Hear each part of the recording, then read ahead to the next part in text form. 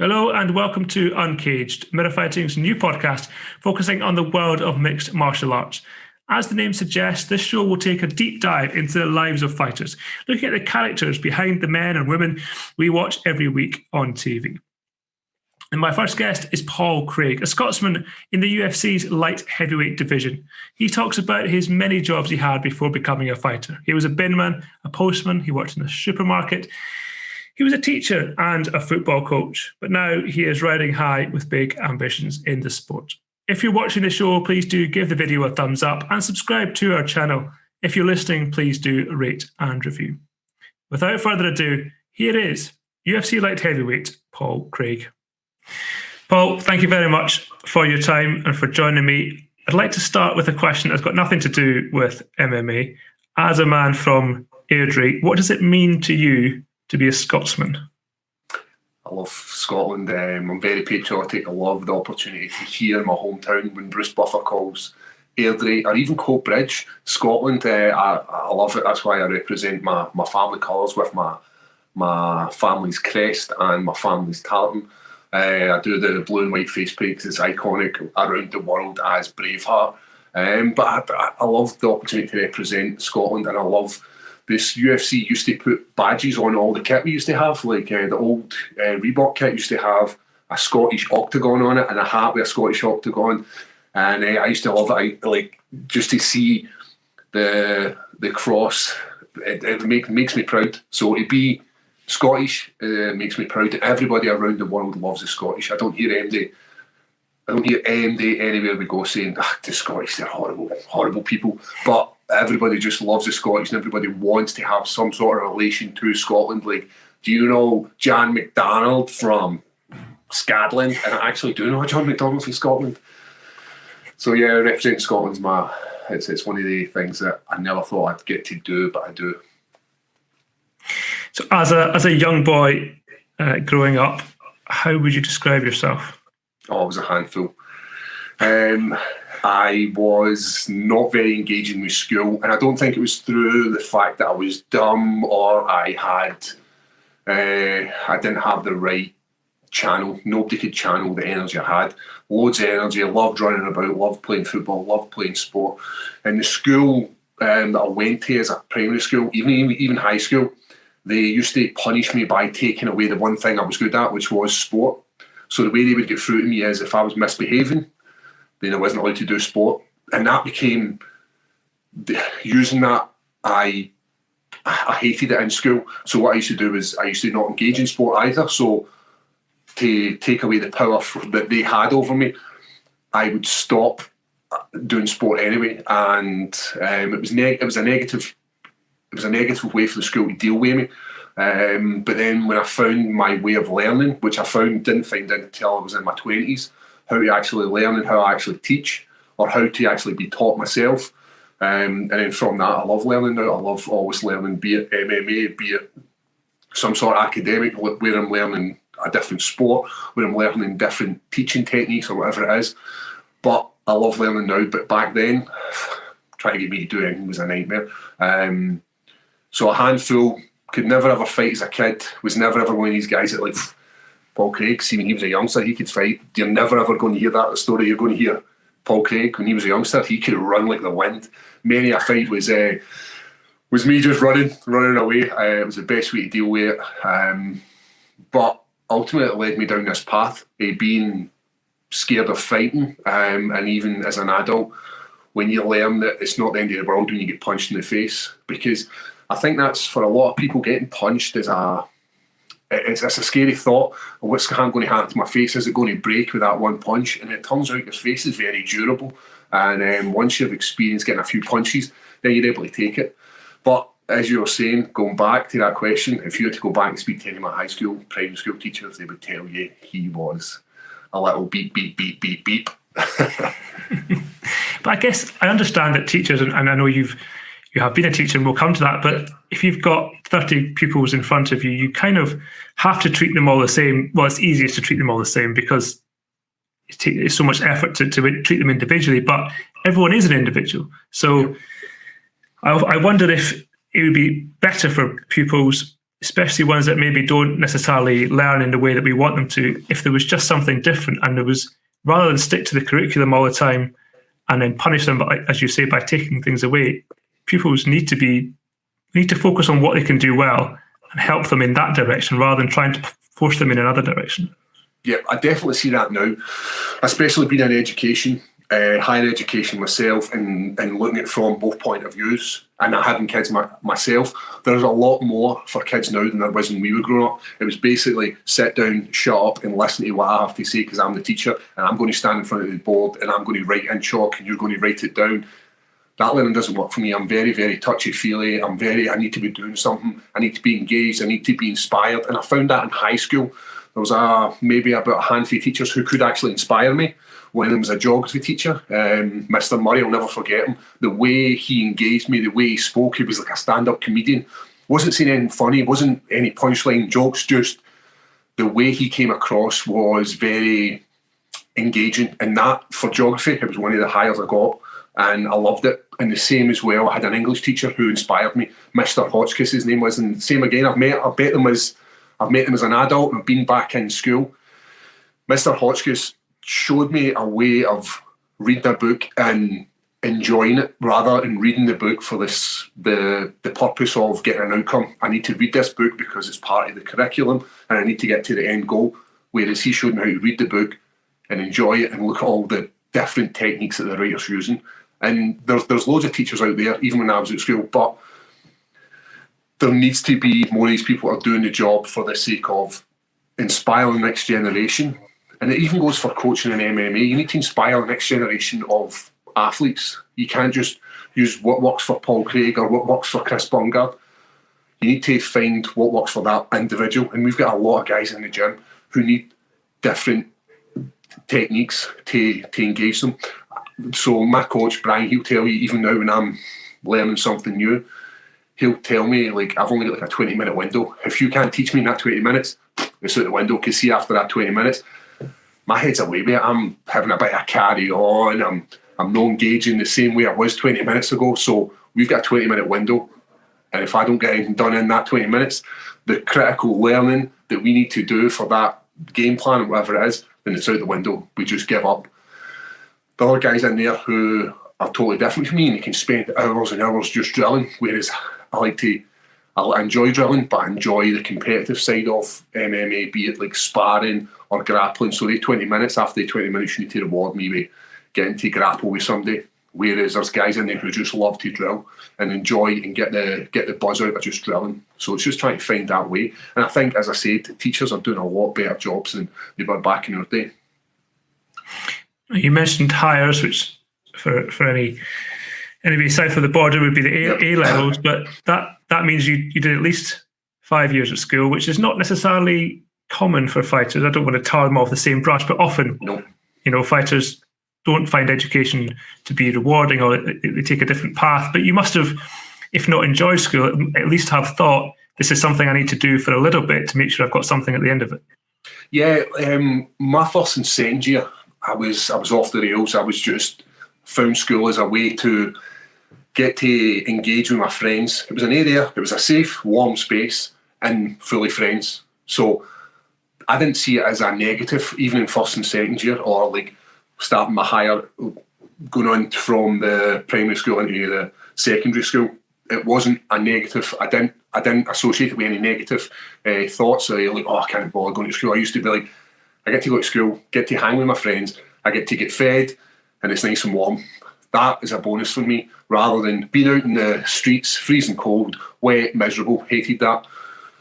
When I came to my third and fourth year in high school, my friendship circles changed, and I started thinking about with one of my long-time friends now. His name's Jim, and he opened up my eyes to stuff like Lord of the Rings. He opened up my eyes to like painting Warhammer. Like, I'm not sure if you know what this is. These are wee tiny figures, and you paint them, and this kind of stuff. I love this kind of stuff. Playing card games, like pretty much like the guys for the Big Bang Theory, doing that kind of stuff. And I totally changed who I was then. And then when it came to like fifth and sixth year, when you're starting to decide who you want to be in life, do you get off the school train, and join the works train and get an apprenticeship, or I still didn't know what I wanted to do there.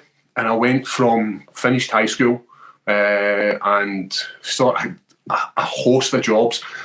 I was a bin man, I was a postman, I worked in a supermarket, night shift watchman, you name it, I had a job of doing it. I didn't know what I wanted to do, and I was kind of blundering about and trying to find my way in life. And it turns out my way in life was education, was actually trying to inspire the next generation of people. And I'd found that through coaching football. I'd started up my own football team, under 19s, had spent a lot of time coaching these guys and spending a lot of quality time with them, working with them individually. And then from that, I started then saying, right, this is something I actually really enjoy. From that, started volunteering as with a charity, an educational charity, who were trying to get people who were disengaging from school more engaging. And that's where my whole teaching career started. And then from that, I had spent 7.5 years teaching higher high school students. And then from that, I then was I had enough time to dedicate to my own sport of MMA, and then decided to give up in teaching to pursue my dream as an MMA athlete. And that was one of the things when it came to the point where I was trying to juggle teaching 7 days or 5 days a week with training 7 days a week. It was very, very hard, and one of them had to give up. I was either going to become a teacher who was doing the bare minimum to get by and not doing what I set out, the whole inspiring the next generation, giving them a positive role model and helping. I wouldn't have been able to do that if I had tried to juggle both of them. And the same for MMA. If I didn't give my all into MMA, I would have been fighting in the top, maybe British, top European shows, but I wouldn't have been able to go to that next level of the UFC. So one of them had to give, and I decided that I can always go back to teaching, but I can't go back to MMA. I was in my late 20s and time was creeping up, and I had to go 100% into MMA, and that's what led me to the UFC. First year within UFC was very difficult. I was 2 wins, 2 losses, but my 2 losses were the very first time I'd ever lost. And that was very, very detrimental to my mental health, and I didn't know what I wanted to do, because you feel like I felt like I'd failed. I had went from being an unbeaten athlete who came to the UFC, had won his first fight, and then I was up here, and then 2 losses, and I was at rock bottom. I was like, am I going to be a fighter the rest of my life? What am I going to do? UFC are going to cut me because they want entertaining fights. They want fighters who can actually fight the top level. And I had this doubt where I was like, I'm not good enough to fight this. Started working with a sports psychologist. Helped me massively, and that totally changed. And now we're 4 years into the UFC. 4 years yesterday was when I had my first fight. 4 years, 9 fights and 3 contracts. That's my dog Shane. 3 contracts with the UFC. I'm potentially going to be signing a new contract in the new year for another 4 fights. So going from, as we're saying, that kid who was disengaging from school, being a wee pain to all the other people in his class, to then moving on to a teenager who didn't know where he wanted to be, to then joining the world of work and still didn't know where he wanted to be, to then finding his kind of path in life and then changing that path. Because as I said, my path in life was teaching, and even now I enjoy teaching, but I took a wee detour and led me to MMA. So why do you think, so you mentioned you had a few jobs after school but before teaching. Yeah. Why? Okay, first of all, let's start with those jobs. What was the worst experience? Because I suspect there were some days that maybe weren't great. I used to love being a postman. Postman was a brilliant job. Up early, I'm an early riser. I like to work. So I used to run around my full post run. So I had my post bag, had my letters, and I used to run the full way. Every single day I would run.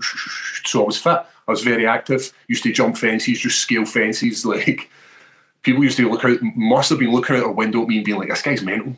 Like, absolutely hammering it down with rain, and there's me running about delivering mail. Like, happy. Like, it wasn't a bad job.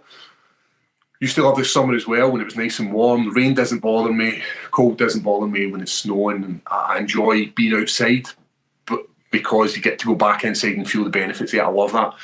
So the weather didn't bother me. So that was a really, really good job. Loved it. And they gave me a post van.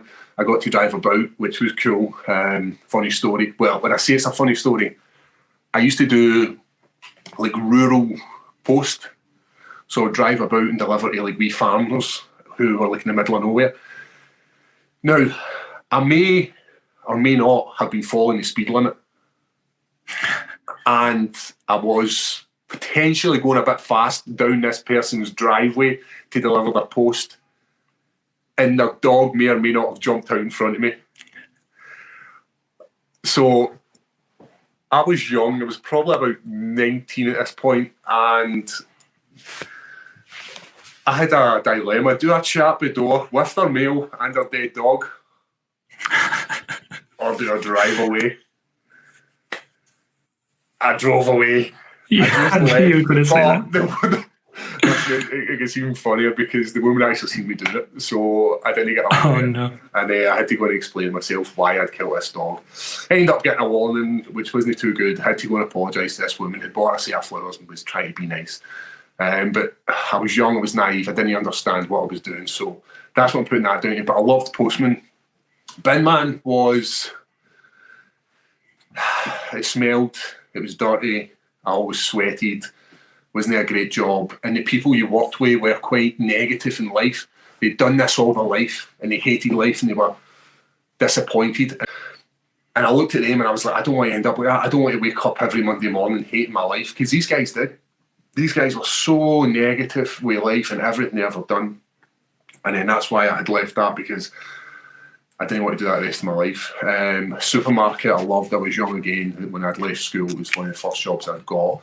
Learned a lot of social skills there, how to deal with adults, and how not to overstep the boundaries of being an adolescent and going into an adult's world. Learned a lot of lessons there. Worst job, but it's probably MMA. It probably is. I have to wake up early in the morning. I have to put my body through the rigours of training, absolutely destroying my body for 15 minutes of glory. And it's not always glory. Sometimes you're on the receiving end of getting knocked out in your hometown with your family, when your mum and dad are in the crowd, and your sister and your brother and your partner and your daughter's watching back home. That's horrible. Like, I can easily wake up Monday 95 and do a horrible job, which people would deem as a horrible job, than to feel what I feel like and getting knocked out in my hometown. That's the worst feeling in my life. So MMA. No, it's hard to argue. But you mentioned as well football coaching, but was it right you were on the books of Hearts at one point? So what had happened was, I'd always played football throughout my school, but I'd done my coaching through Hearts, and that's where that comes from. They had put me through my coaching badges, and that's where this comes from. Met a lot of nice people through football. Football people are the same everywhere you go. Doesn't matter if you're from Aberdeen or you're from London. All football people are the exact same people. They're great people, and they love football, and they're diehard. And I love my time with football.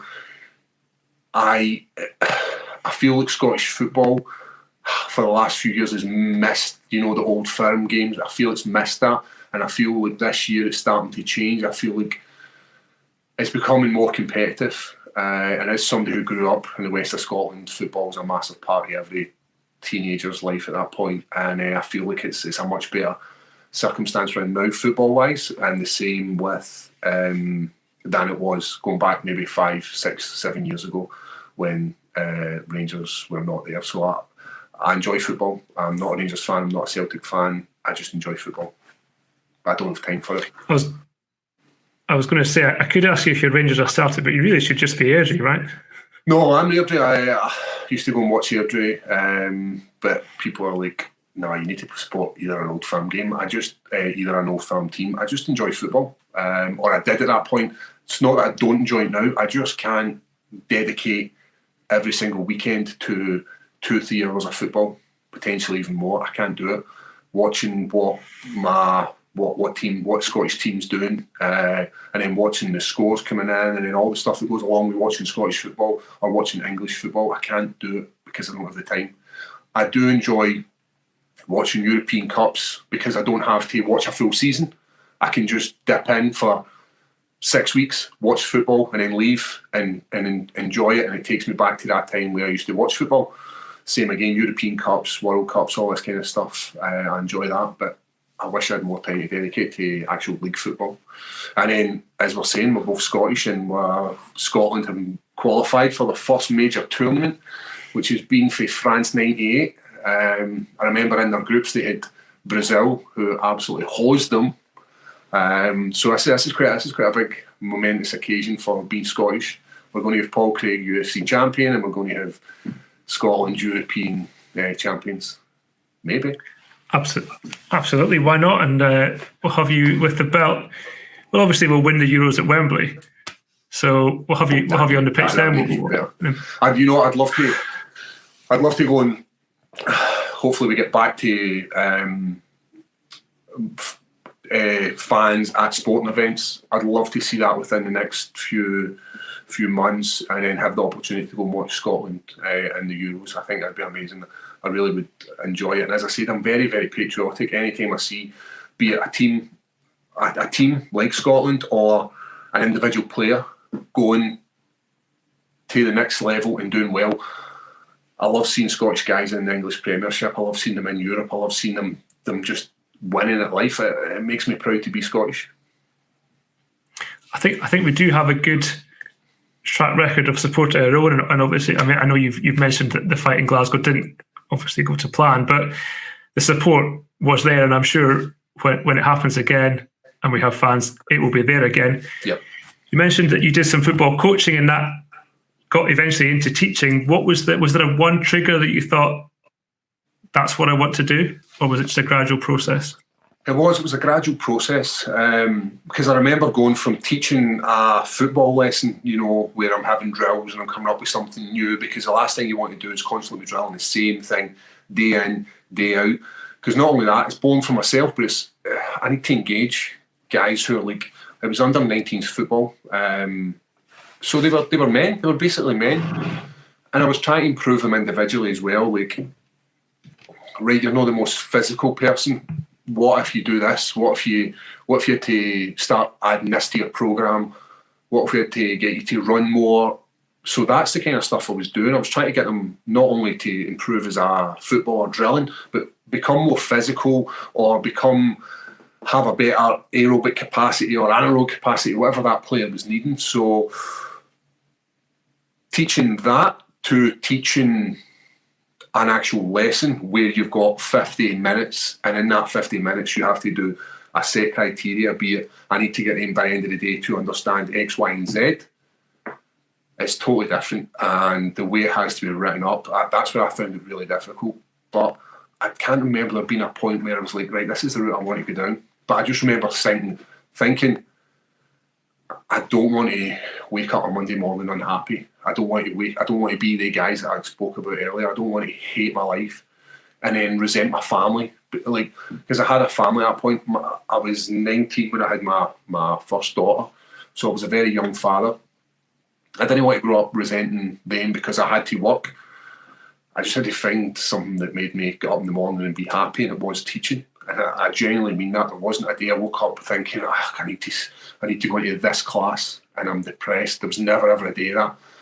I loved it. No 2 days were the same. I enjoyed the banter for kids. Like, the kids part is one of the best you're ever going to hear. Like, the way kids can shut down each other is amazing. Like, they're so smart at dealing with each other. It's brilliant to watch as a teacher. And there's times where I'm having to bite my lip because somebody said's been really funny, and I'm like trying to stop myself from laughing. But there wasn't a turning point where I was like, this is a job I want to do. But I know at that point of being a football coach, I knew where I wanted to go. I was like, right, I don't want to. That was my main goal. Don't wake up on Monday morning hating your life, and don't make it to the weekend to waste your weekend, be it through drinking or like, I need to go and do something because I've only got 2 days and I've worked 5 days. I think that way we've got it totally wrong. There's a lot of people out there who they only work to live, so they So they work really hard, and it's not to live, it's live to work. They live every day to work. And I don't think that's a good way to be. I think you should work so that you've got enough to have a nice life, but don't chase everything you need. Like, my neighbour's got a car, so I need to get a better car than him, or my neighbour's got an extension, I need to get an even better extension. Like, this whole chasing thing that quite a lot of people have is, you don't need to be doing that. You just need to live the life that you want to live. And I think I was young when I realised that. I'm really young when I realised that. I don't have to have a fancy car. Like, I currently drive a smart car. And see, when I'm driving past people and they're like looking at me like how do you fit in that car? But I love it. It's one of the best purchases I've ever made. I don't have fancy things. I don't need them. I just want to, as I say, wake up and be happy. That's my main goal in life. And that's why I find the UFC, to be happy, to make life that wee bit easier. I'm not chasing money. I'm chasing my legacy, I think. That's what I'm doing. And was it PE or sport that you taught, or was it something else? No, it was, so because I worked for an educational charity, predominantly I worked with ex-military servicemen who the whole ethos was, can we go into high schools and give kids in third and fourth year, or even fifth and sixth year, the skills that they're going to need when they leave school. When I say the skills, the reading and writing and arithmetic's like essential for any kid to leave, but by like first year, when we go to high school, we should have already got that grasped. And it's more the soft core skills, like the dealing with adults, the way we speak to people, the communication, the teamwork, all these kind of soft core skills which had been neglected for a long time in schools. That's what I worked on. So with stuff like we used to do the Duke of Edinburgh, was very, very lucky enough to work on a new project. It was Prince William's, or the Duke of Cambridge's award scheme, and I actually got to meet him as part of doing this award scheme with my class groups. Was able to take 3 kids down to London. They got to go to Clarence House, got to shake hands with Prince William, who actually spent a fair bit of time speaking to the kids. It wasn't just a case of shaking hands and away he went. He was genuinely interested in the development of these kids. And then from that, I was very, very lucky enough to take a group of students to Africa and Uganda and build wells, water tanks, build kitchens, do some missionary work. I'm lucky. I am very, very lucky. As I said to you, I went through doing a lot of jobs I disliked to getting to do this kind of stuff. Getting to meet Prince William, go to Africa, see how other people live, and appreciate everything I've got, which led me to the UFC and working hard. That's what everything I've done just led me to working hard and wanting this lifestyle. We haven't, now of course, during all this time, you're fighting at one level or another. You spoke about not being a fighter, so to speak, when you were younger. So What was it that triggered the fighting in you, and who introduced you to it? So I'm about 22 maybe at this point. I'd never ever flung a punch. Well, if I had flung a punch, it was not textbook. My coach had been watching it saying, this guy's never going to be a fighter. I was never interested in fighting. Fights did come my way. I'm 6'4" and I have been for I was in like 4th year of high school, so I was very, very tall. Any sort of fights, I was getting nailed. Not because probably too much of a mouth on me, but ultimately fights did come my way, but I never ever won any fights. I was probably on negative record when I was before I got to the UFC. It was probably like 30 losses and 30 fights. So I was about 22 and my friend had been telling me about this. He'd been referring to it as the UFC chokes. I had no idea what the UFC at this point was. I'd never ever seen it. I'd probably seen it passing on some sort of social media, 2 guys not long through each other. So he took me to this class, and it turns out I go into this small hall which is matted. It's sweaty, it smells bad, and all the guys are half naked. Like, for some reason, jiu-jitsu guys love taking off their t-shirt. They just love rolling about sweaty. And I'm looking about at these guys in this gym and I'm thinking, this is weird. Like, this isn't the kind of sport I don't want to do this. I played football, played rugby. I don't want to roll about the floor half naked, sweaty with guys. So I got to meet Brian Gallagher. He showed us some moves. The first move I learned was the Kimura. And as soon as I nailed it, I was like, I had been bit with something. And I went, it used to only be a Monday and a Wednesday, and there was a Friday class, and I never ever missed one class because I always wanted to learn the next move, because the person I was going with, Alex, he was going, the two of us were going at the same time, so we're each learning moves. And if I missed a session, he learned a new move that I didn't know how to defend because I missed that session. So I had this bug where I always had to learn to stay up and level with him. And then from that, this was only jiu-jitsu. He was calling it UFC chokes, but it was Brazilian jiu-jitsu at this point. From that, I started then pointing out guys in the gym who I deemed were like, right, he's the guy I'm chasing after. I want to beat him. He's the guy who's the man in the gym. And then from beating these guys and trying to, it started off maybe only getting a good roll with them. They weren't able to tap me.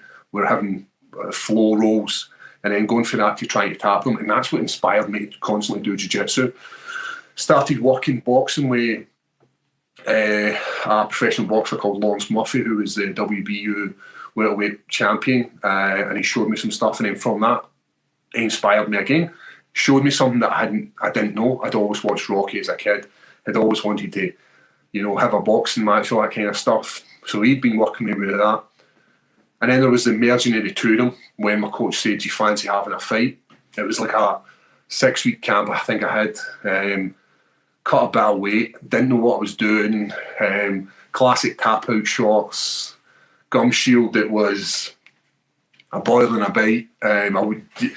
Right now, if I had to wear that, somebody would knock my teeth out. That's how bad this was. And went in and fought. And within about a minute, I think it was a minute and 24 seconds, I had flipped the guy and put him in an armbar. Didn't know any difference. And from that was my first fight. And I think I'd been maybe training for about a year. And then from that, everything just kept bump.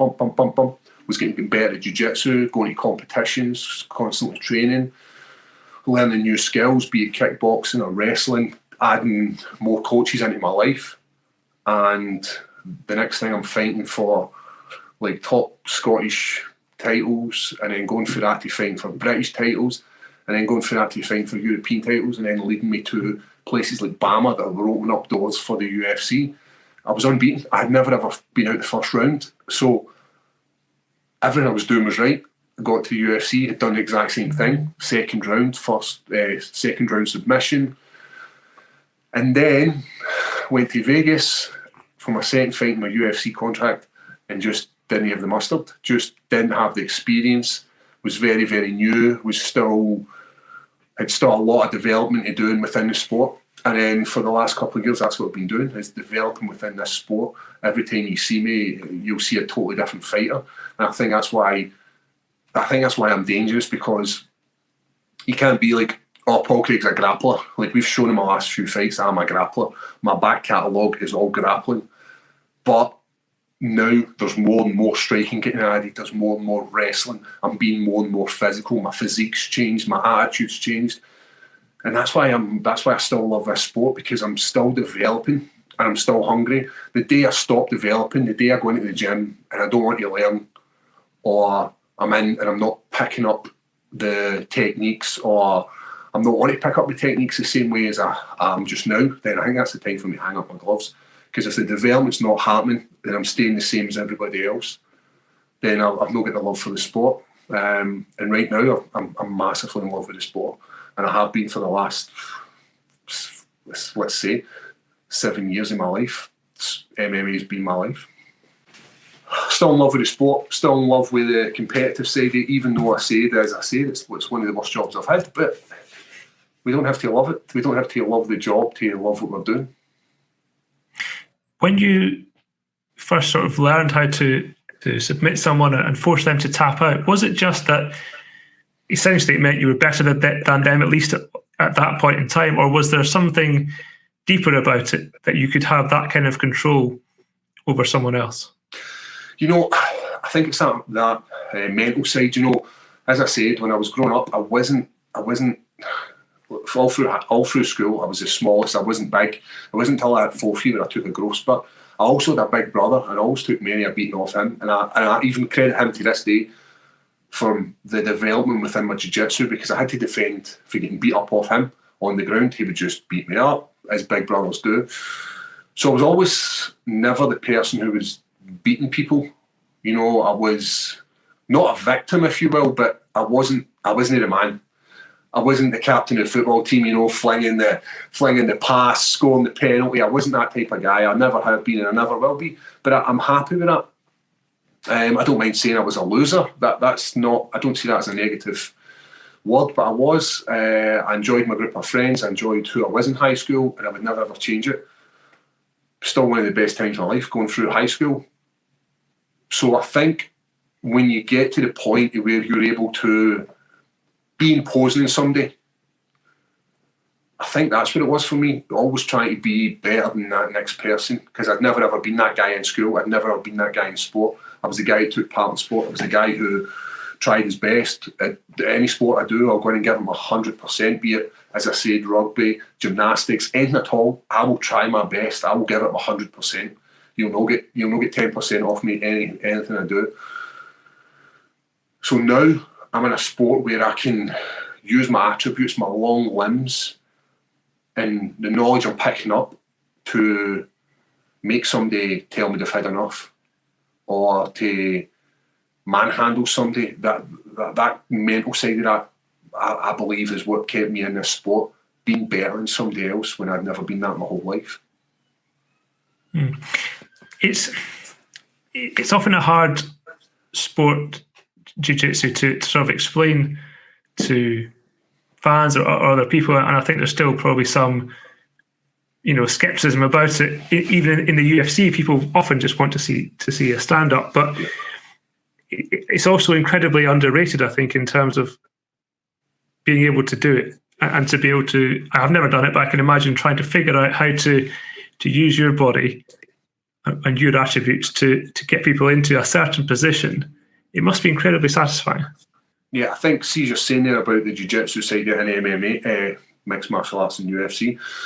I think people are getting more and more knowledge, because if you look at the dynamics of the sport from when it started in 95, 97, whenever UFC had started, when you look at the guys that were coming through and the guys that are coming through now, it's night and day. They're all round athletes. Going to the days of just being a fat guy who can swing a hammer and just knock somebody out. It's intricate. We're looking at Charles Oliveira at the weekend, and he got this armbar, and it was beautiful. Now, going back 10 years ago, everybody would have tapped for that, but now you're looking at guys like Tony Ferguson, who's able to manoeuvre his body. He's been in these positions a lot in his career, and he knows how to manipulate his body, and he knows where he can push his limits to. And I think people are appreciating the jiu-jitsu now, because they're looking at that and they're like, wow, that's impressive. How did he not tap? How did his arm not break? And then they're interested. And then you're looking at people who are like myself, who are doing triangles. I remember after I triangled my Ankalaev, people were like, it doesn't happen that quick. Why didn't he just take it? Because it was 10 seconds to the end of the round. But unless you've been in that position, and unless you've got an understanding of how devastating jiu-jitsu can be, when you shut off somebody's blood to their brain, because that's ultimately what I'm doing, I'm taking these two arteries, stop the blood running to the brain, and it's blackout. Your body goes into survival mode, and the survival mode is the tap. And that's why, at that point, people are like, oh, I would have just passed out, I'd have just done this, I would have been able to get out of that. Well, you probably wouldn't have, because we've seen that I've triangled quite a lot of people, and it's a move where I know I can nail it, and I'm pretty good at it. But now I find people are more interested in jiu-jitsu, and they're like, oh, well, we did this, he created this angle, by doing this, he relieved a wee bit of pressure here, was able to get out yet. And I think jiu-jitsu, they're appreciating it a lot more within the sport of UFC. And as a guy who does jiu-jitsu, it's good to have it appreciated. You mentioned the idea of just not tapping and just passing out. There's been some discussion in boxing recently about quitting, and if a fighter takes a knee, and then Daniel Dubois did it, and someone mentioned, well, in the UFC, tapping out is regular. That's what happens, and nobody ever accuses a UFC fighter or an MMA fighter of quitting. Do you see, is that a fair comparison, do you think? Is it that boxing just has to catch up with the idea that just because you can't go on anymore, that you're not a quitter? So I love boxing, and comparing both UFC and boxing, or MMA and boxing, the two of them are two totally different sports. Now, looking at it from the outside, MMA guys wear the smaller gloves and the boxers have got the bigger gloves. MMA can finish in so many ways, be it the submission, the domination of somebody, the ground and pound, making them the referee step in, technical knockouts. Knockouts, there's so many ways it can end. Whereas boxing, there's only a handful of ways this can end. You're punching a person and, like, they're either getting punched in the body or the head. A couple of times they get punched in the arms, but I don't think there's many fighters that come out and saying, I'm just going to go out and I'm just going to try and punch this guy's arms until they get heavy and then I'm going to knock him out. But ultimately, we're looking at just hitting this one area, whereas UFC, everything's open. So if you compare damage-wise, mental clarity for a boxer is going to be, he's getting punched in the head day in, day out, whereas we're not. We're maybe ending fights through getting tapped. Maybe we are getting knocked out, or it's technical knockouts, or we've had too much. And as you're saying about, like, fighters are designed to be brave. We're all designed to be brave. We're going into war. We need somebody in our corner to be smart. And my boxing coach says it best, is like, fighters are brave, corners smart. I think corners should take more of an onus on when the fighters had too much. This is somebody that works with a fighter day in, day out and knows how they are and knows if they're going to be able to rally and win. And I think they should step in and be like, right, my fighter's enough, I'm throwing the towel in, but it's not done enough. And as you're saying, this guy knew that he had too much and had to take a knee. And I think it's intelligent. It shows intelligence in this athlete. Whereas you've got guys that will go the next couple of rounds, and that's where all the damage happens. That's where the brain's taking more damage than it actually needs in boxing. And I think that's why the safety aspect at MMA is through the roof. Having larger gloves means you're able to punch harder. You've got more protection in your wrist, more protection in your hands. So the punches that boxers are delivering are going to be far greater than a punch that an MMA athlete's going to be delivering, because you've got small gloves, wrists aren't as wrapped as well, knuckles aren't protected. So they're going to have to place these shots. They're not going to be driving these shots home, whereas a boxer is going to be putting absolutely everything into them. And I'm not saying that boxing is unsafe. I'm just saying, comparing the two of them, night and day, MMA is ahead of the game when it comes to safety for the athletes. I'm sure it didn't always go your way in the gym. Do you remember the first time you had to tap out? Yep, I still have to tap out now. I remember getting ready to go to, where was it I was going to? It was Philadelphia. And I had an amazing run. Hadn't been tapped for ages. Had been surviving rounds with my coach. Had been tapping my coach. Had just been in an absolute. I was in cloud nine. I was amazing. And there's a young guy called Michael Blair. I shot in on him, and he caught me with a guillotine. And literally within a second, bump, out I went. Like, I didn't register that I was getting choked, but he nailed this. And because I hadn't been caught in a while in the gym, I'm talking like probably 3 months, nobody was able to manhandle me, and he just caught me. And even now, I remember him tapping me, and I've said to him countless times, I've got to up my game when it comes to dealing with young Michael Blair. Even now, it hurts to get tapped off somebody, because I'm very competitive. And if I'm getting tapped, I've made a mistake. And if I take that and put it in a fight situation, mistakes in MMA and UFC are very expensive. It means you're tapping, you're napping, and you're not getting your purse. You're not getting paid. So when it comes to it, I need to get paid to keep the dream going, basically. So if I make a mistake in the gym, I get annoyed because I know I've made a mistake. And ultimately, it can lead to me getting subbed in the gym. And it goes the same when I'm in boxing. If I'm getting tagged and I'm doing the same thing and I'm getting tagged regularly with punches or kicks, I get annoyed because I know myself I'm making mistakes. Mistakes in MMA, which could be detrimental to me and detrimental to my career. And you mentioned that you were unbeaten as an amateur and then unbeaten for a long time as a pro. Would it be fair to suggest that you might have been both a beneficiary and a victim of the fact that maybe the competition in Scotland growing up, or as you started, wasn't particularly high, so that obviously you were good, but you maybe weren't getting the grounding that you might then need later in your career? Yeah, for a long time, the people within the early days of MMA were predominantly one thing: jiu-jitsu guys, boxers, wrestlers, or whatever else they thought. I'm a karate guy. And ultimately, jiu-jitsu wins everything. Because if I can get somebody down and they don't have that ground level of base, I can beat them. So if I'm up against a high-level boxer, that doesn't matter, right? I might take a few hits to get in, but ultimately, if my jiu-jitsu game is where I'm good, and we've seen it early days of UFC, where the Gracies were just getting in and devastating the opposition by submitting them. And this is what I was doing.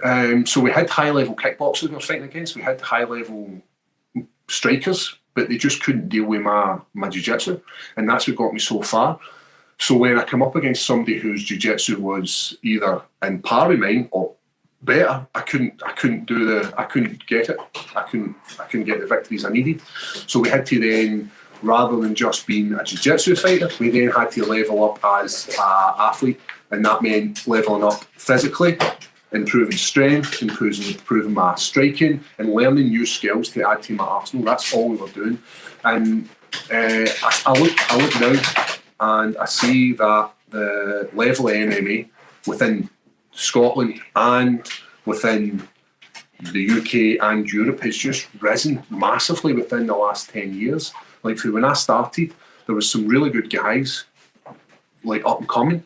Nowadays guys are OGs basically, and the level now has just increased massively. So you look at like we had Luke Barnett, who was in the Ultimate Fighter back then, UFC fighter.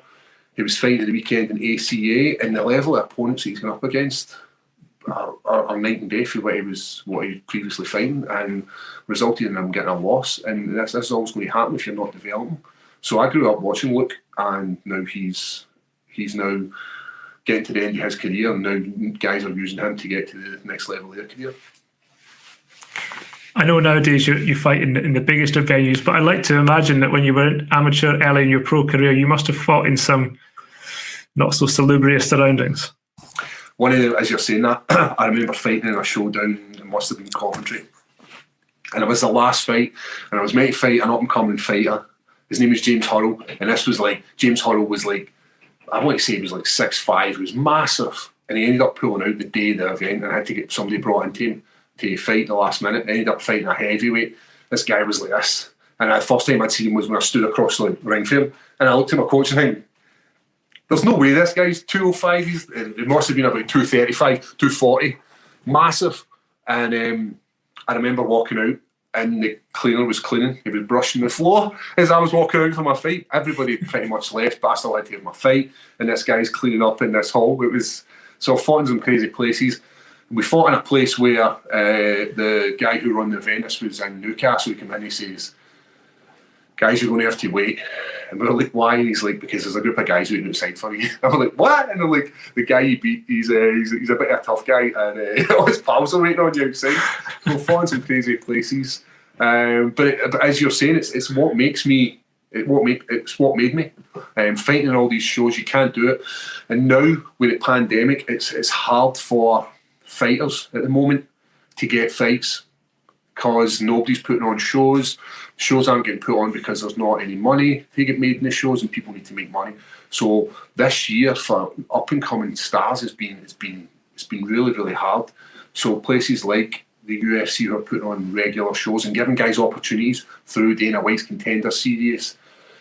Like we've got guys who are early day pros getting opportunities to fight in these because people like Dana White have got an invested interest in MMA and UFC. One thing you said before that you didn't particularly enjoy Las Vegas, and I've never really thought about it because as a fight fan, it's a great place to be when it's busy and there's a big fight on. But the things you mentioned, the things like the casinos, people are smoking and everything else, it was interesting to hear that it wasn't your favourite place. No, one of the worst places I've fought. It's called Sin City for a reason. There's so much to take your mind off what your game is, and you're like, oh, look at this. I've never seen this before. Then you end up finding yourself gambling. Like, never been a gambler. Maybe had put a handful of bets on, but then I found myself playing blackjack and not knowing the rules, and then going to the roulette table, and all you have to guess is red or black. Like, that's easy. I can do that 50-50. I like these odds. And there's just so much to get caught up in. There's, it's Sin City. And I just didn't like it. And I believed, superstition, loads of fighters have it, I believed there was this curse. I called it, I had two curses. I had the Vegas curse, because I lost my first fight in Vegas, and I had the UFC pay-per-view curse. I'd never fought a pay-per-view, and I'd fought the very first time in 2009, and I get beat in that, and that happened to be in Vegas. So I had this curse. I was like, I can't fight in Vegas. I'm not fighting in Vegas. Got to fight Vegas just there against Shogun Rua and broke two curses, and broke the card curse and broke my Vegas curse. So I was over the moon with that. I guess the UFC is still the pinnacle. I would argue that other organisations are starting to maybe narrow the gap a bit, but when you were an early professional, was it a case of the UFC or bust, or did you think, you know what, if I don't get there, I've given it a good go? Was there a point where you really thought, you know what, I've got to be at the UFC and I'm good enough to be in the UFC? So when I first started the sport, I never had aspirations of fighting in the UFC. The aspirations were never there, and it wasn't until my second fight in Bama. As I said, I never had aspirations. I never had UFC, never had any other organisation. I never watched MMA, so I couldn't say, oh, this company was better than this company. But the only one I'd ever seen was the UFC. I'd never ever watched any other organisation, because one, it wasn't televised, there was no way to get to, whereas UFC was readily available for everybody. BT Sports were putting on, so it was easy enough to watch. And that was the first time I started watching MMA, when I started doing the sport, and I was like, this is alright, it's two guys not lumps to each other. So going from that to then getting the opportunity to fight in bigger shows, like, as I said, Bama, whereas I deemed it as being one of the biggest shows in Europe, and they were putting on some of the amazing events. They were televised, and then from that point, that's where I started to realise, like, there is an opportunity for me to potentially get to the UFC, and that was my goals were setting then, and that's where I wanted to fight, and nobody was ever going to stop me from getting there. And even now, it's UFC or bust for me. Like, if the UFC said to me, like, I seen there was 60 fighters released for contracts. If the UFC said to me, listen, Paul, it's not working out, we're going to release you for your contract, then at that point, I'm not going to fight for anything less than the best. I've said this before. I don't see the point of taking damage from other organisations who are not the best for nobody. Like, money isn't my driving force. I'll say this to you. It's not. I don't wake up and be like, right, how much money can I make today? Right, if I put my money in here, I can make one. Like, I'm not interested. I just want to have a legacy, and I'm not going to have my legacy tarnished by having brain damage or by having people who are not true to the sport using me. So for me, it's UFC or bust, and it always will be. So come the day when the UFC have had enough of me, then that'll be my fighting career over. There's a lot of talk at the moment about concussion in non-contact sports. Yeah, non-contact. Of course, it will always be a point of. There'll always be people who bring it up when we talk about mixed martial arts. But are you concerned about it, or do you feel like if you ever start thinking about it too much, then you'll never be able to give your all? So we've seen this in sports like rugby, where guys are taking hits and they're ending up with concussions. We've seen it in football, where people are jumping up and head on the ball, and they're putting this down as one of the constant damage to the brain. And I find, like, if I genuinely believed that I was going to get any sort of long-term effect, be it brain damage or Alzheimer's, then I would have a negative effect on fighting. So I tend not to think about it too much, but see, because MMA ends, there's loads of ways to end it. There's loads of ways the fights can be ended, And when we're in the gym, we make it safe by wearing head guards, by using larger gloves, not so we can punch harder, but so there's more coverage, so that there's less damage done. And by focusing more on jiu-jitsu and all these kind of areas, I think that's what helps alleviate this, in my mind anyway. I think there's a risk reward situation, and that's what I'm saying. Like, risk reward for me doing this in my local town hall, there's a high risk with no reward in that for me. Me doing it in the UFC and fighting in the top in my game, fighting in the top 10 of the world rankings, there's a massive risk to that, but the rewards far outweigh the risks in my eyes. I love the competitive side of it. I just love the sport. So for me, the risk reward at the moment is not there. There's no risk. The reward's always too much. You mentioned you beat Shogun Rua. That was your rematch. The first time you've won back-to-back fights in the UFC. So, you mentioned the fighters who have been released. It would presumably be a huge surprise if you were one of them. So in that case, what does 2021 look like for you?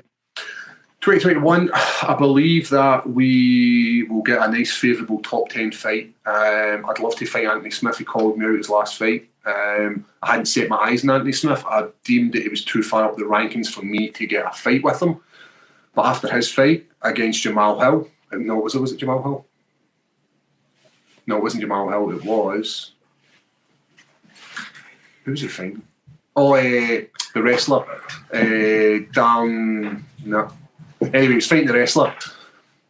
And he called me out after it. The nicest call out you're ever going to hear in your life. It was like, I think it'd been an interesting fight between me and Paul. This is a good opportunity. And I was like, this is a fight I've wanted for years. I've seen him making his way up the rankings and putting on some performances. And the only way to get better is to have that bit of fear that gets you up in the morning, that bit of fear that makes you run that extra 2 mile, that bit of fear that makes you add in an extra 10 kilograms onto the barbell so you can push even harder, that bit of fear that makes you increase your punching power and punching speed because the fear is there. And that's the fight I would love. But if guys like Johnny Walker are interested, I would take that fight. For a long time, I've fought guys, before I was in the top 15, I fought guys who were up and coming, and I was getting not used. It's wrong to say used because it's my job. I was fighting undefeated guys who were coming straight off Dana White's Contender Series and who were dangerous. And we had like Alonzo Manifield, we had unbeaten Jim Crute, unbeaten the Russian Magomedov Ankalaev. And I was like, who's Paul fighting next? Oh, he's fighting an unbeaten guy. And I've done that. My next fights, I want to be these guys in the top 10. And I believe I'm able to hang with them. I believe my skill set matches up very, very hard for everybody in the top 10 division. My jiu-jitsu is what got me to the party, and it's what's going to keep me in the party. So right now, if you ask me, Paul, when you want to fight, I'll be like, right, I'm ready to go anytime between February onwards, and if you've got a fight for me in January, then I'll take it. And finally, given hopefully you've got plenty of fighting time left, of course, but given your background, it feels like coaching eventually is the natural thing to do, or would it be, that's the fighting chapter of my life done and there's something else? I think I'm in the mindset of once the game's over, the game's over. You don't get to live your life through somebody else. I don't think it's in my nature to sit in the sidelines and watch somebody doing that. Like, I find this now when I go to coach my teammates and I'm screaming at them to do something like maybe turn the corner or create a frame, and they're not doing it, and that frustrates me. So I don't think it's going to be the coaching side of it. I think it's going to be possibly just walking away into the sunset. That's what I think it is. Well, unless you're walking away in Scotland, and it might be... no many sunsets here. Walking away and a wee bit of sleet in it. Exactly. Paul, it's been a pleasure. Thanks very much for your time, and hopefully we do see you in the fights you want next year. I can't wait to see the development of the podcast, man. Keep up the good work.